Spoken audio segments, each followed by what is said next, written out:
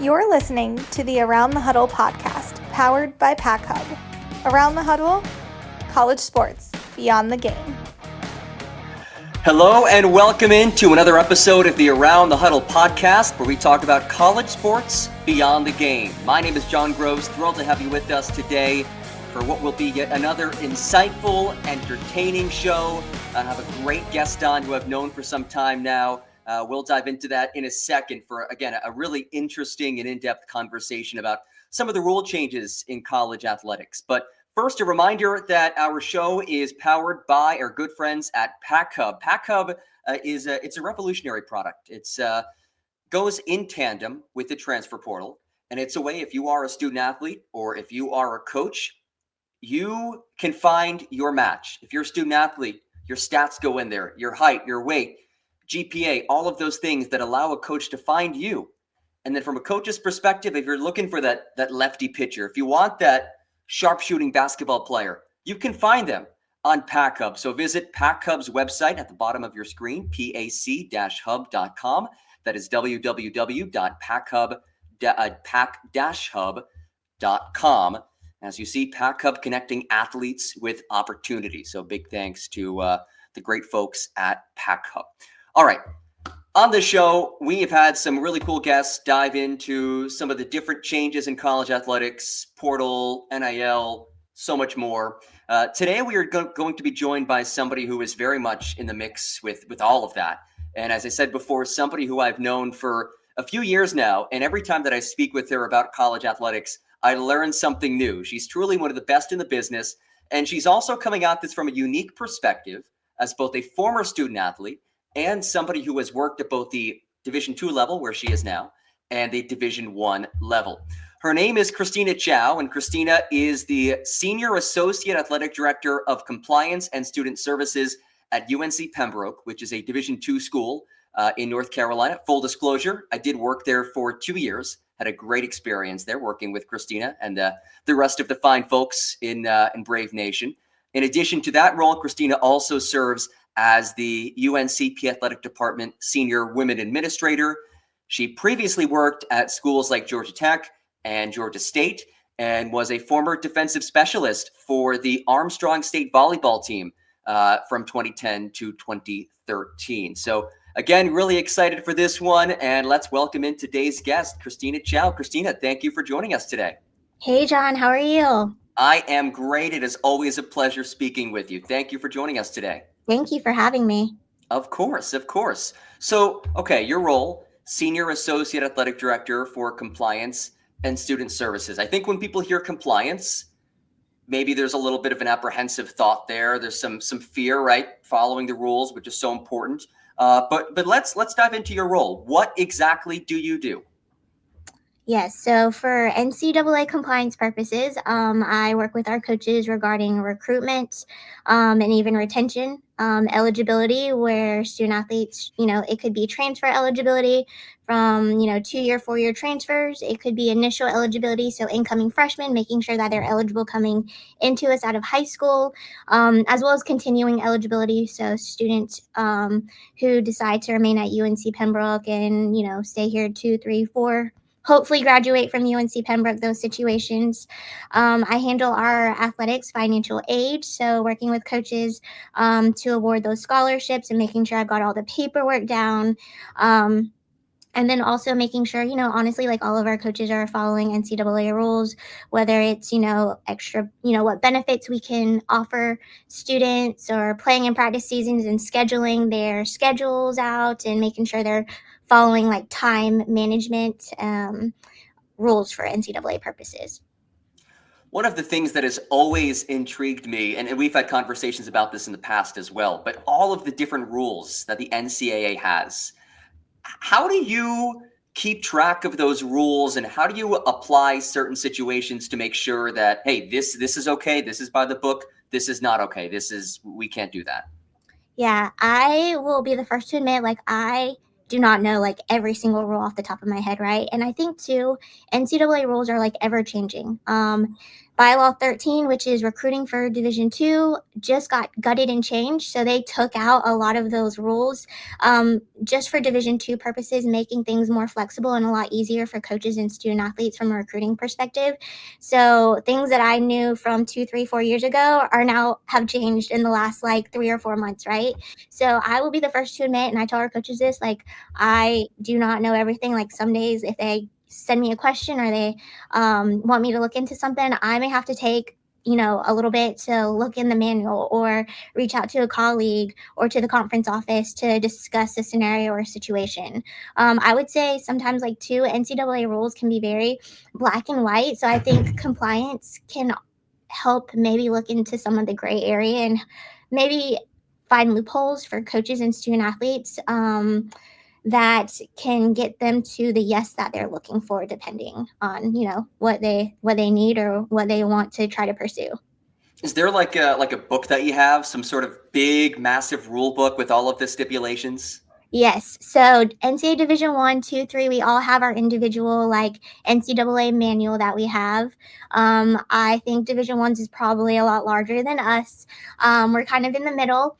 But yes, that's where kind of I refer to a lot of things. NCAA also has like an app system, and we have different apps that we can use. One of them is called LSDBI, and it's basically like a search engine. So similar to like a Google for like NCAA rules. So for example, if I have a recruiting question, I may be able to type some like keywords in there, and different scenarios, different questions that have come up in the past might come up, or the specific rule might actually show up. So it's a really great kind of resource. It'll also connect you to possible waivers that you can use. And I mean, it also connects you to some violations as well, to be honest with you. So really great resource that compliance administrators use to try to figure out if there's any sort of loopholes or maybe an old scenario that can get them to where they need to get. You mentioned something earlier about how rules have changed, right? It's a completely different era of college athletics, and we're going to dive into that a little bit more later on. But for you and in your role, how has your specific job and responsibilities, how have those changed over the last few years, if at all? Oh gosh. So I would say, honestly, my first year was probably the most difficult. Definitely the transition, because I worked in Division 1 before. So having to acclimate myself to Division 2 roles, like I said, Division 1, Division 2 can be very different on honestly everything as far as rules go.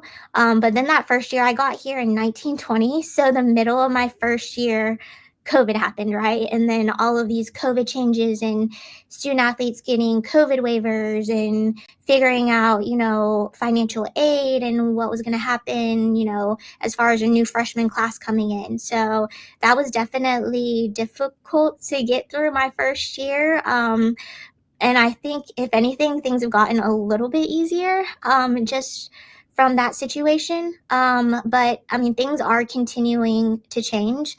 Like I said, they just basically gutted out Bylaw 13, which is recruiting rules, to make things a lot easier for coaches. Division 2 is looking at doing the same for Bylaw 16, which is the benefits that we can offer to student athletes and their families and stuff. So I foresee that change coming through probably over the next 6 months, and officially shared with compliance administrators in Division 2 probably next August. So constantly changing. And you may already know this, but in January, NCAA convention occurs. So right now, Division 2 actually has, I think, about 8 proposals up to possibly change some current rules. Wow. Okay, I was going to ask, what's the mechanism to change those rules? But it happens at these conventions, I'm guessing?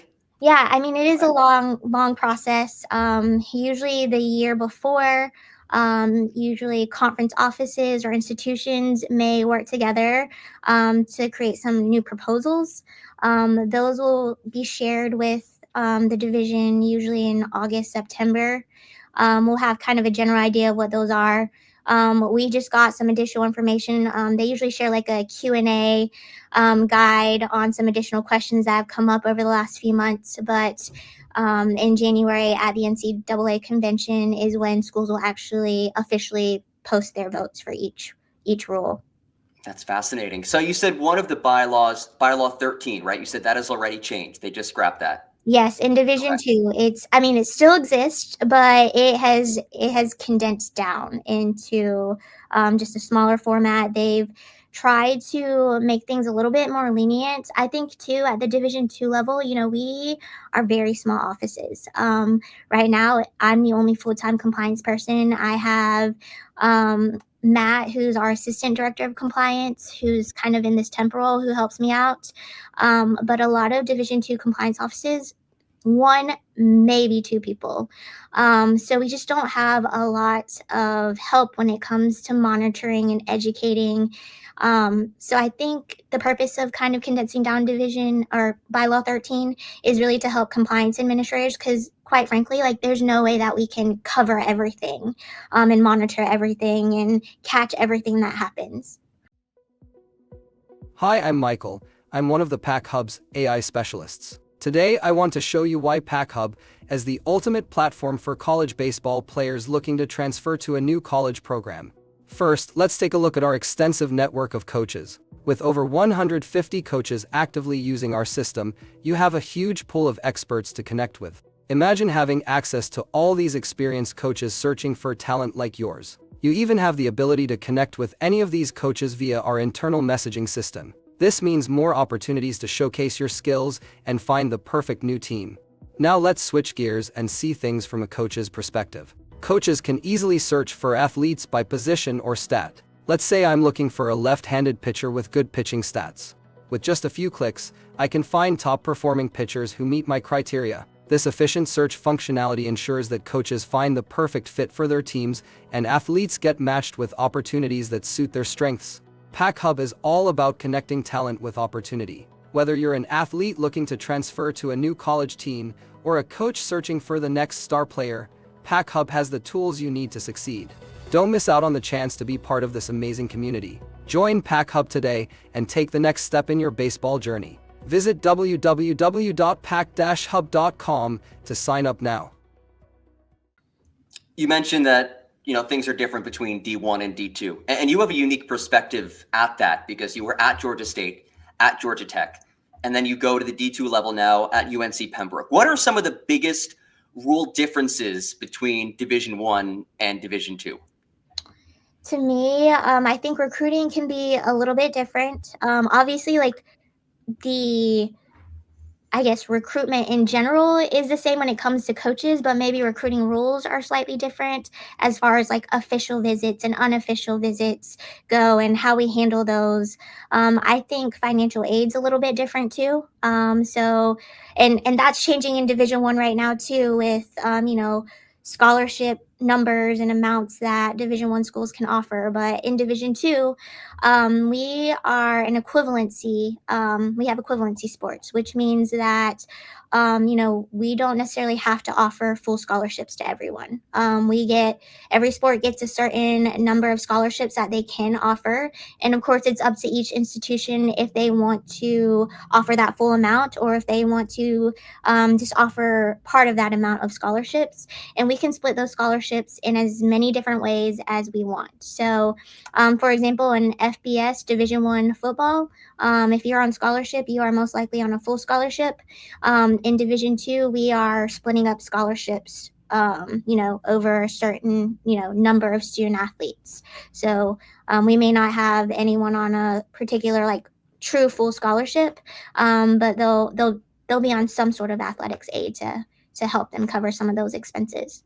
That is so fascinating. So it differs by team. Does it differ by like position? Like, let's say there's a recruit that somebody wants to bring in and they say, hey, we're going to give you this offer versus somebody else who maybe gets a lesser offer, or is it equal per player? I would say definitely different per player, per position. Honestly, that could be up to the coach. We leave that up to our coaches. So there could be, a specific position that gets a little bit more the next year. And then, it kind of depends on budget and what's available at the time too. So we here at UNC Pembroke leave that up to our coaches. Okay, and that makes sense since they know the team's best, so they say, all right, we want to divvy it up this way, that way, give this much to that person. Totally get that. One of the other, relatively recent changes at this point has been the transfer portal. And I think when we hear about the portal, we think about these big time athletes making these moves from Alabama to Ohio State, whatever it may be. But the transfer portal also includes the Division II level. So what does that look like at the D2 level? Yeah, one big thing that's different from Division One is that there are no transfer portal windows in Division Two. I get that question a lot from our current athletes because they see on Sports Center that the transfer portal window is opening up in December, right, for football. But there's not a deadline that they can be in there by or a certain time that they can put them in or that I can put them in. So essentially, like anytime a student athlete comes to my office, I can put them into the transfer portal no matter what time of year it is. Versus Division One, that they have certain windows that they can put certain student athletes in at a certain time in the year. So that's one different piece. As far as like what gets entered into the transfer portal, that's pretty much the same across the board. There's a section called your tracer in the transfer portal that has like eligibility history, participation history, academic history in there. That way, whoever's recruiting that particular student can make sure that they're eligible, make sure they have seasons of eligibility left that they can use at that next school. So that is pretty much the same across the board. Okay, so let's say that there's an athlete who enters, like you said, there's no window for D2. An athlete enters in, I don't know, let's say now. Can a coach recruit them at any time as well? Does that no window policy apply for the coaches while recruiting the athletes? Yeah, no windows. As long as they are in the transfer portal, technically any NCAA coach can reach out to them regarding recruitment. Wow. And then do they have to wait until the following season to join? Let's say if a basketball player wants to transfer right now, mid-season, can they join the team or do they have to wait till next year? That can depend. Okay. So I had this conversation with one of our winter sport coaches. So specifically in Division Two, if a student athlete has not participated or competed in an actual game yet, they could transfer mid-year and be eligible at their next school. However, you can't play in the same season for two different schools if you're a winter sport athlete.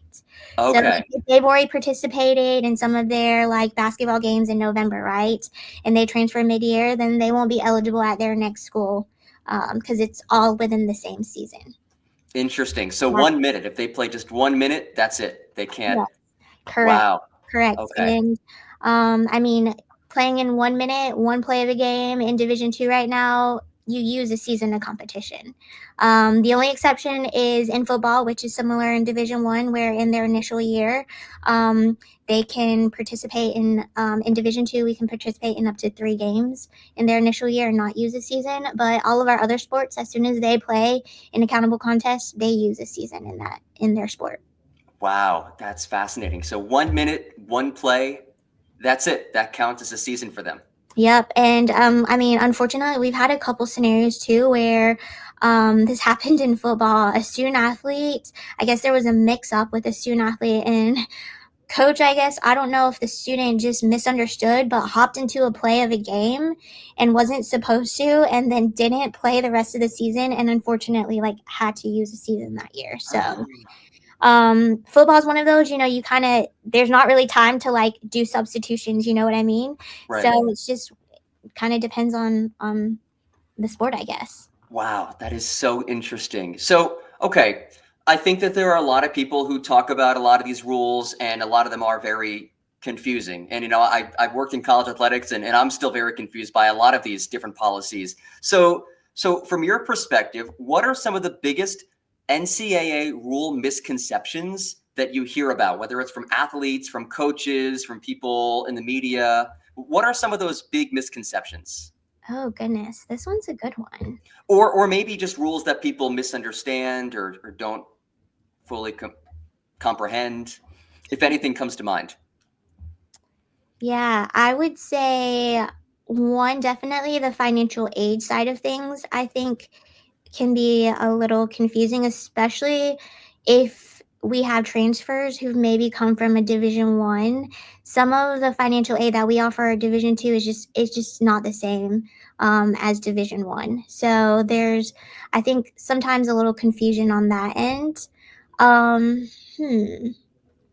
trying to think if there's anything else that I get questions from like parents. If anything, like here at UNC Pembroke, honestly, I just get a lot of general questions from parents because we have a lot of like first generation students who've just never, their families never experienced college. So like having to like walk them through like the admissions process and, housing process and stuff like that. I'm trying to think of what else there could be. Maybe sometimes, I would say maybe a little bit of recruiting. So I think a lot of athletes, when they visit a school, they automatically assume it's an official visit. And here's the thing, maybe in their head it is official, and there's nothing wrong with that, right? Like we want them to, maybe if we deem it as unofficial, we want them to think it's official in a sense, just because it sounds better. But in Division II, unofficial visits are ones that like we don't necessarily like maybe pay for the whole like round trip or travel. We can still provide like a meal and we can take them on a tour, and it's usually kind of like a day visit. Whereas unofficial visits are usually overnight visits, where we may help pay for some transportation expenses. We may set them up in a hotel or whatever overnight. So I think that's kind of a confusion with some parents and families, is they may be on an unofficial visit. And that happens a lot in Division II because we don't have the budget to always offer someone an official visit. So that can be a little confusing for some people. And honestly, I think sometimes too in Division II, some of our coaches may just like let their players or their recruits think that they're on official visits because it just sounds better, but there are differences, between the two. Okay, I was going to say, do coaches clarify ahead of time, hey, this is an official visit, this is unofficial? Sounds like maybe they do, sometimes they don't. I think sometimes they do, sometimes they don't. I think too, coaches will just use the word visit. So it, doesn't sound like, sometimes I think the word unofficial makes it like not sound as cool, or not like Right. You're not as important as someone we bring an official visit on.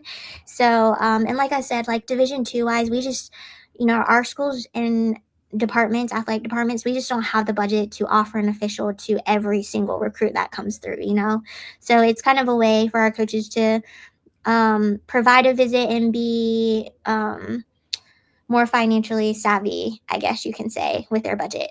Right. Totally get that. But also give like the recruits like a good experience still. Yeah, no doubt. Because at the end of the day, that's any visit, official, unofficial, the coach still wants that recruit if they're visiting. For sure. So they want to give them the best experience. Hi, I'm Michael. I'm one of the PAC-Hub's AI specialists. Today, I want to show you why PAC-Hub is the ultimate platform for college baseball players looking to transfer to a new college program. First, let's take a look at our extensive network of coaches. With over 150 coaches actively using our system, you have a huge pool of experts to connect with. Imagine having access to all these experienced coaches searching for talent like yours. You even have the ability to connect with any of these coaches via our internal messaging system. This means more opportunities to showcase your skills and find the perfect new team. Now let's switch gears and see things from a coach's perspective. Coaches can easily search for athletes by position or stat. Let's say I'm looking for a left-handed pitcher with good pitching stats.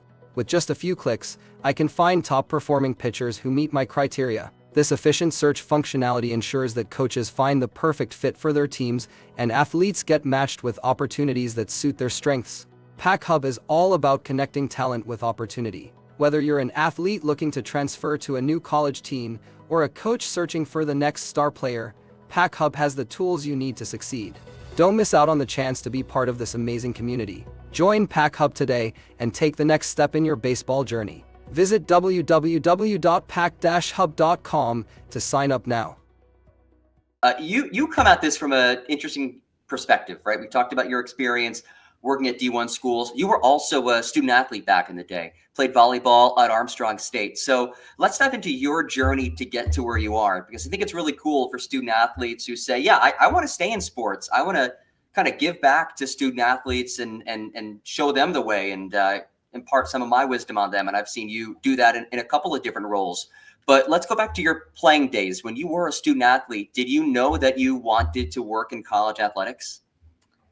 I did not think I was going to work in college athletics. I actually went to school and got my bachelor's in rehabilitation sciences because I thought I wanted to go into physical therapy or even occupational therapy or athletic training.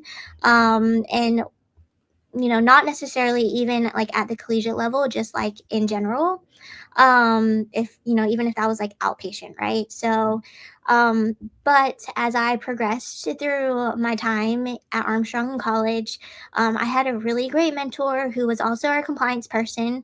I was part of our student athlete advisory committee, and she was also our SAC advisor. So just really like learning from her. And honestly, after I graduated, I kind of got that moment of like, okay, like what do I do now? And I think that happens so much with student athletes because like your time as a student athlete, like all you really know is like school and your sport, right? So like it's so weird like when you get done like kind of figuring out like what's next. And there's so many athletes who are kind of in that position too. So had the conversation with my compliance director at Armstrong, and she suggested to get my master's in sports administration. And Armstrong's in Georgia. I'm born and raised in Georgia and was looking at specific sport administration programs in Georgia. And Georgia Southern had one and Georgia State had one. And honestly, Georgia State really interested me because of all the athletic opportunities in Atlanta, whether it was collegiate athletics, youth sports, even professional athletics. So moved to Atlanta, started at Georgia State. And honestly, while I was at Georgia State, I didn't necessarily like limit myself to compliance. I worked a little bit in ticketing. I did some hours with some marketing opportunities. And then I did my internship at Georgia State with the Georgia State Compliance Office. So that's, I guess, kind of how I got my foot in the door there. What advice would you have to student athletes who are considering a career in sports? Yeah, I first off will say, and this is probably going to sound really terrible, is that if you want to work in athletics, specifically college athletics, be willing to start out working a lot of hours for very little money.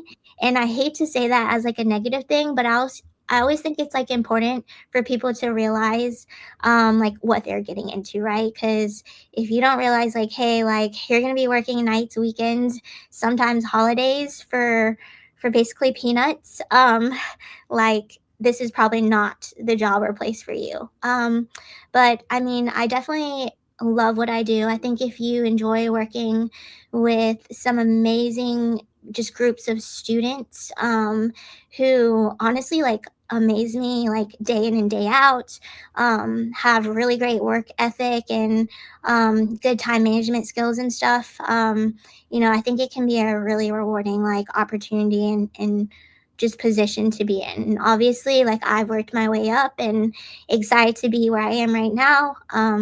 But yeah, I mean, I love what I do, and but you just have to be willing and flexible to work around like coaches and student athletes questions and schedules and stuff like that. Yeah, I have to say, going back to what you mentioned about the long hours working for peanuts, totally true. I get that from the broadcaster side as well. But as you said, there's no better job than working in sports. It's the absolute best. One of the other things that you have in your title, you are the Senior Woman Administrator. What do you do in that role, and what does it mean to you to be a leader as a woman in this industry? Yeah, absolutely. So some of the things that we do here at UNC Pembroke in my position of SWA, I am our advisor for our Student Athlete Advisory Committee, and I help coordinate like community service activities for our student athletes, working with some of our departments in Career Center to figure out maybe internship opportunities that come about in the area that I can share with our student athletes. So kind of some of the things outside of athletics and even outside of academics that we can get our student athletes involved in to help, better themselves, better their resume, and prepare them for life after athletics and after college. Christina, as we wind down in this show, first of all, again, I want to really thank you for this. This has been tremendous. A lot of great insight on this show. One of the things that I like to ask our guests at the very end, there are so many changes going on in the world of college athletics. If you were to be like the emperor of college sports, I'll give you the choice here. I'll give you the option of saying, all right, I want to do this, this, and this to fix everything. Or if you want to focus on one specific issue, how would you go about trying to fix all the chaos and craziness that is going on in college sports? Gosh, this is probably like unpopular opinion, but I truly believe like this whole NIL is not great for college sports. And I get it because like I remember before NIL, like there's this huge argument of like, should we pay student athletes outside of their scholarships and stuff? And I also see like both sides of it, especially like when you work at the Division I like area and some of these, student athletes at some of these big Power 4 schools are probably are worth more than maybe some of their scholarships. But I also just think it takes away from like some of the just wholesomeness of college athletics and like the love of the sport and just the love of being like part of a college athletics team. And it's turned it into more of this like business. So I guess I would probably make some adjustments to that. I don't know what the answer is yet. I feel like no one really does because there's so much craziness, right, going about that. But I just feel like we've probably opened up Pandora's box and it's probably unfortunately only going to get worse. And, Division II, it's starting to trickle down in Division II as well. So, yeah. I think you brought up a good point. Pandora's box. It's been opened. How do we close it? Who knows? I'm with you. I don't think anybody seems to have a great answer to it. So we will see what's to come. But Christina, I want to thank you so much for joining us today, for imparting your wisdom on our viewers. Thank you so much for your time, and congrats on all of the great things that you continue to do. Yeah, thank you so much, John. Of course. Well, that will do it for today's episode of the Around the Huddle podcast, powered by PAC-Hub. Again, a huge thank you to Christina Chow for joining us today. Hope that you all learned some valuable bits of information. I know that I certainly did as well. Thanks again for joining us. We will talk to you next time.